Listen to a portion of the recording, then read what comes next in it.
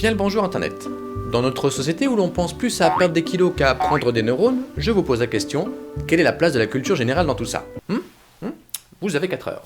Eh bien il est grand temps de renverser la vapeur avec 7 anecdotes pour briller en société. C'est parti. Tout le monde connaît cette phrase, bien sûr célèbre, élémentaire mon cher Watson, prêtée au brillant détective consultant Sherlock Holmes. Pourtant son auteur, Sir Arthur Conan Doyle, n'a jamais mentionné ce nom dans aucune nouvelle ni aucun roman. Il y a certes des fois élémentaire ou mon cher Watson, mais jamais les deux en même temps. Cette réplique a probablement été popularisée par le premier film de Sherlock Holmes, Le Retour de Sherlock Holmes en 1929 avec Cliff Brooke. On appelle cela une citation apocryphe, c'est-à-dire une citation prêtée à un auteur qui ne l'a pas dit. Il existe des tas d'apocryphes comme « La femme est un animal à cheveux longs et idées courtes » que l'on prête à Arthur Schopenhauer. Mais en fait on ne sait pas qui a dit ça, peut-être moi.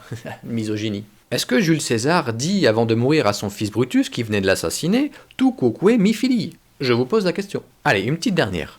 Henri IV de France, lorsqu'il accepte de renoncer à la foi réformée pour entrer dans Paris, aurait dit « Paris vaut bien une messe ». La phrase tire vraisemblablement son origine des propos prêtés au duc de Rosny, comme quoi. Nous sommes le lundi 22 août 1911 au musée du Louvre. À cette époque, le lundi était réservé aux artistes qui venaient copier les tableaux. Mais c'est un lundi très spécial, car l'artiste Louis Béroux, ce jour-là, remarque que l'emplacement de la Joconde, là où était le tableau, était vide. « On a volé la Joconde !» s'écrie-t-il. Le gardien, de suite prévenu, pense que la toile a dû être envoyée à l'atelier de photographie. Il se renseigne.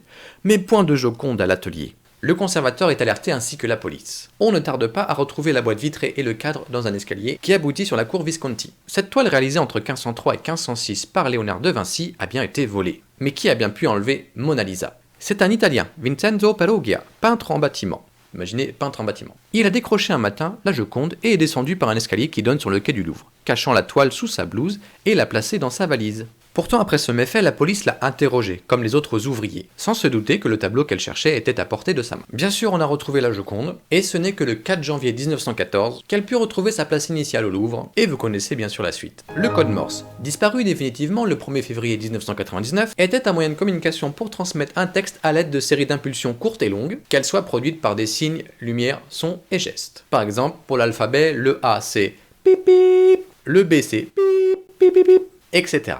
Le télégraphe était un système manuel, tout au moins au début, permettant justement cette communication.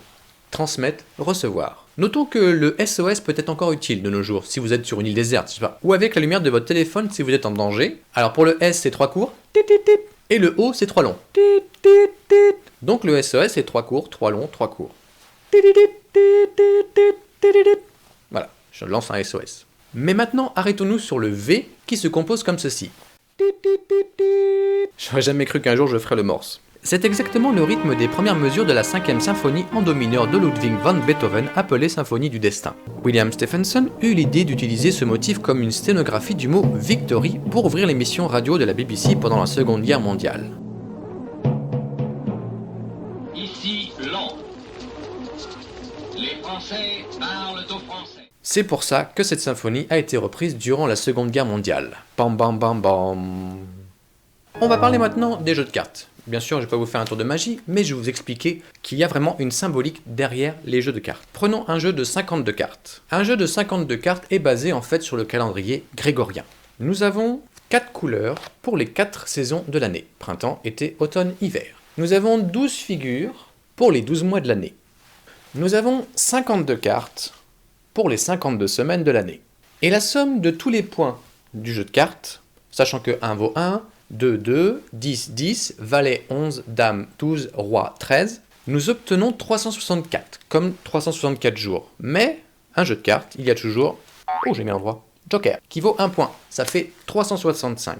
365 jours. Cependant, vous allez me dire, tous les 4 ans, il y a une année bissextile. Eh bien, vous vérifierez, dans un jeu de cartes de 52 cartes, il y a souvent, je suis plus près, 2 jokers. Donc 365 ou 366. Maintenant, je vais vous placer une anecdote dans une anecdote. Lorsque la guerre de 1914-1918 éclate, une aviation à usage militaire se développe peu à peu.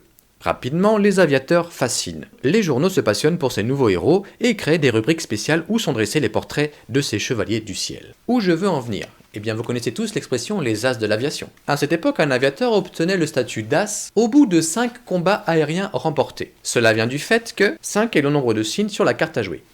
1, 2, 3, 4, 5. Plus tard arriva le Milborn avec l'as du volant, mais ça n'a strictement rien à voir. Enfin si un petit peu as, voilà, c'est compris. Qui a dit que la culture générale ne passait pas par les gros mots? Par exemple, celui-ci.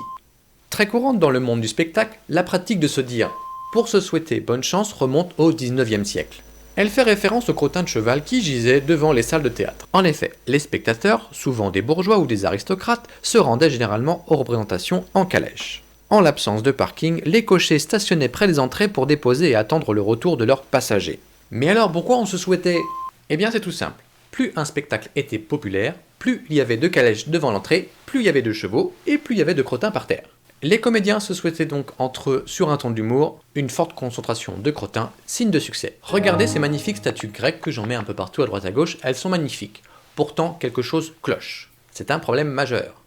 Non, c'est pas une question de nudité, c'est une question de couleur. Imaginez-vous vous promenant dans Athènes il y a plusieurs siècles. Vous n'auriez vu aucune statue de couleur blanche. Elles étaient soit peintes, soit dorées, soit peintes et dorées. Alors comment on s'en est rendu compte? Il a fallu une batterie de tests et d'instruments pour pouvoir arriver à cette conclusion. Puisqu'en effet, une statue blanche, si vous regardez à l'œil nu actuellement, vous ne verrez aucune trace de couleur. Cependant, le pigment, la composée organique, peut laisser une trace au rayon X ou infrarouge. C'est une question de longueur d'onde qui est soit absorbée, soit reflétée, et qui varie en fonction des couleurs. Il y a quelque temps, une polémique est survenue, faisant fait que le marbre blanc qui orne les sculptures était le reflet d'une idéologie raciste qui courait à travers les siècles, légitimant la blancheur comme facteur de beauté et de perfection. Bref, c'était vraiment parlé pour ne rien dire. En tout cas, retenez qu'à cette époque, les statues étaient polychromes. Mais il n'y avait pas que les statues, il y avait aussi les frises sculptées, les frontons des temples. Bref, tout était coloré. Nous allons finir cette vidéo sur le top 10 des termes les plus recherchés sur Google en 2019. 1. La procrastination. C'est une tendance à remettre au lendemain, à ajourner, à temporiser. Souvent, procrastiner est facteur d'intelligence, d'après les chercheurs actuellement. 2. Pervers narcissique. Ça serait beaucoup trop long de vous expliquer ce que c'est qu'un pervers narcissique, heureusement j'ai fait pas mal de vidéos dessus. N'hésitez pas à checker, venir sur ma chaîne, s'abonner. Si vous voulez savoir tout sur les pervers narcissiques, il y a de quoi faire sur ma chaîne. GAFA, Google, Apple, Facebook, Amazon. Ces firmes possèdent un pouvoir économique et financier considérable. Imaginez vous grouper toutes les grosses entreprises qu'on appelle le CAC 40. Elles pèsent tout ensemble 1131 milliards de dollars. Le GAFA, lui, pèse 1675 milliards de dollars. Rien que ça. 4. Pétoriste. Le pétoriste n'est non pas un ventriloque des fesses, mais un petit animal qui peut planer. Le pétoriste peut atteindre une envergure de 50 à 70 cm et sa queue touffue lui sert de gouvernail. 5. Brexit. Brexit. Le Brexit est une abréviation de British Exit. L'expression désigne la sortie du Royaume-Uni de l'Union Européenne. Ça a été tellement compliqué et rocambolesque que je comprends que pas mal de personnes ont été la chercher sur Google. 6. Shutdown. Shutdown est une commande qui permet l'extinction d'une machine. Comme si vous faisiez sur Windows, clac, éteint. 7. Flextarien. Le flextarien n'est ni végétarien ni carnivore. Cependant, c'est une habitude de consommation alimentaire qui vise à réduire l'apport de viande dans la vie quotidienne. 8. Fake news. En français, intox, information fallacieuse ou fausse nouvelle. Cela consiste à délivrer une information mensongère dans le but de manipuler ou de tromper les personnes. 9. Moula. Moula. Il viendrait de l'américain moula, un terme utilisé pour désigner l'argent dans les années 1930. Et le dernier, web. Le réseau mondial ou la toile est un système hypertexte public fonctionnant sur Internet. Le web permet de consulter, avec un navigateur, des pages accessibles sur des sites. L'image de la toile d'araignée vient des hyperliens qui lient les pages web entre elles. Voilà, j'espère que cette vidéo vous a plu. N'hésitez pas à venir sur ma page Facebook Point de Vue, à venir sur ma chaîne YouTube Point de Vue et à donner votre point de vue. Mais surtout, restez curieux. Et moi je vous dis à très vite.